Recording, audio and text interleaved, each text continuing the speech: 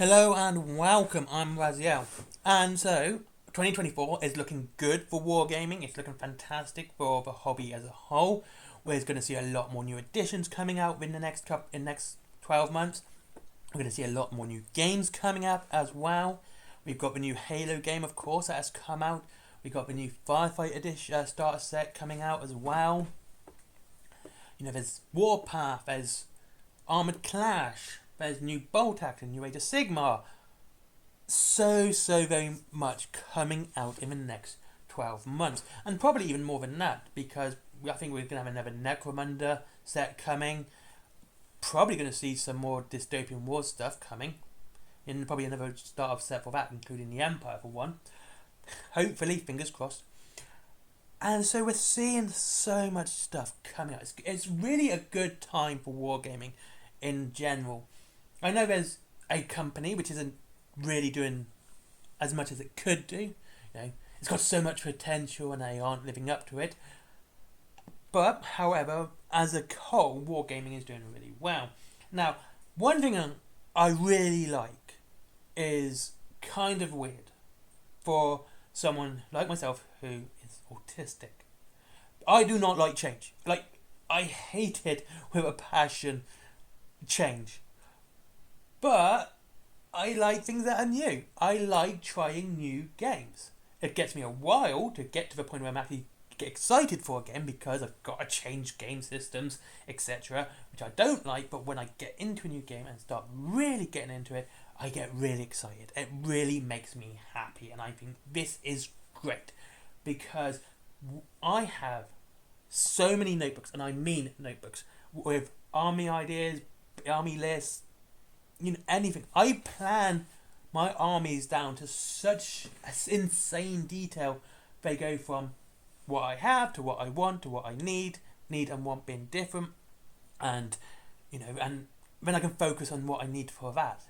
Right now, an example is I want to build on my Union force for Wildest Exodus, but I'm not quite sure on what I actually want to need for it because the starter set for Wildest Exodus is really good at having a nice, decent range of models for you to have. You've got Tesla bots, which are both close combat and shooty. You have some fast bikes. You have a heavy hitter with Nikola Tesla and two other great name characters as well. So to really branch out, I got to kind of decide what I need for it. So I'm kind of thinking the No Surrender Posse because it has a lot of normal soldiers for the Union in it, and back him up with Theodore Roosevelt on his dinosaur. Have that extra fast character in that army. So that's just something, that's an example. What do I really need to add to that as well? And like I said, these books are filled up with very fine detail. And by the way, just so you know, none of the lists are designed as meta lists. They're always designed around how cool they look, how diverse they look, stuff like that I've always talked about, or stuff I always talk about. How varied my models are for that faction at the time, and it's never about what's good, what's fantastic, what's the meta. It's always what I want and need for that. And when I say what I need, is more of a unit type than a unit itself, such as heavy support, fast attack elites, and that's something else I still do to this day, and I think it's something that everyone should do. In my opinion, you don't have to, but something everyone should do is use the Horus Heresy / Old 40k force organization charts to plan your army, because they've done it to a point where it's really well done because it gives you a range of different play styles. You've got your fast attack, your troop choice, your elites, your heavy support, etc. And you can kind of see what you need because you can see what you're missing in that sort of scenario. And even if you're someone like myself who builds and plays a lot of fast armies, I will see I've got so many fast attack here. I'm lacking on heavy support, so I'll go get some heavy support choices. But that's just what I think on that point. But as I was saying, starting a new game means I get to do all that again. I get to plan the armies, what I need, what I want. The points value next to it.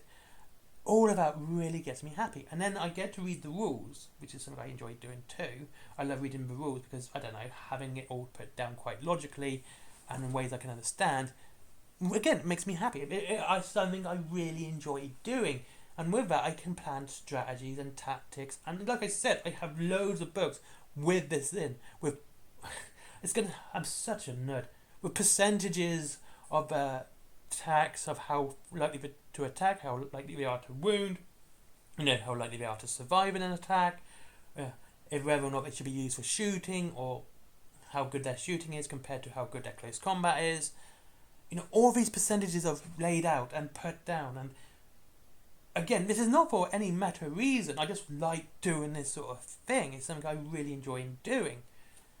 And I can plan attacks and stuff around this. And when I get into a new game, all of this is going to be new to me, to a degree. All of this is going to be something I'm going to have to learn again. And having to learn it again makes it really happy for me, and something I really enjoy doing. It sounds weird, I know, but having to learn it all again and plan new armies with new points values and new, statistics and everything like that, just trying to do it all again, is something I enjoy, because that means I can build these new tactics into, this game. And then I can see what works for other games and then try it with those. And combine different games and the way they play and how tactics can combine between the two and stuff like that. And we're not just talking the usual rank and flank sort of stuff, or scissor attacks, or, chokeholds. Chokeholds? Well, you know what I mean. Stuff like that. Choke points. Other things that are very relevant to one game but shouldn't really work for another, but trying that tactic in a different game. It's just something that I think is quite enjoyable and exciting, and I'm getting into bolt action soon. I've started reading the rules up. I don't really need much lore to read because World War II, and I just need to read history books. But reading up the rules and looking it up has kind of got me excited for the game. I'm hoping to get the Gentleman's War box because Brits. If not, the Band of Brothers box because Americans. Though I do prefer the Brits and Gentleman's War instead. Mainly because they have the Humber, which, they actually have a vehicle. Well, I might get a vehicle if I can't get that one, I'll get a vehicle to go with the Americans anyway for a Gentleman's War box. Anyway, that's just something. Or Iron Assault, because Japanese and Americans. Anyway, point being, but then again, like I said, I can plan these new strategies and tactics with this new game and how they would work and stuff like that. And I think the thing about bolt action is also gives me the element of actually reading the wars and battles as well and trying to implement those tactics and how they might work for my force. So, there you go. Anyway, thank you very much for watching this bit of a rambly video on why I enjoy new games. And, just something I enjoy doing. It's always something cool. I like reading rule books in general. And I hope you enjoyed it. And of course, if you want to save money on your Wargaming, there it is. Whaling Games down below with free delivery after £20 and up to 20% off many games that they have there. Really cool stuff, especially if you're getting into Warlord games. They have the boxes there as well. There is also for when planning for comics, DVDs, mangas, all that cool merchandise and stuff like that. Basically geeky merchandise. Then there's my comics as well, because I've decided to flip those two round. One's a horror anthology, the other is Little Red Riding Hood going ham on Lovecraftian cyborg werewolves. There's the sounds you've probably never heard in your life before, except unless you watch my videos.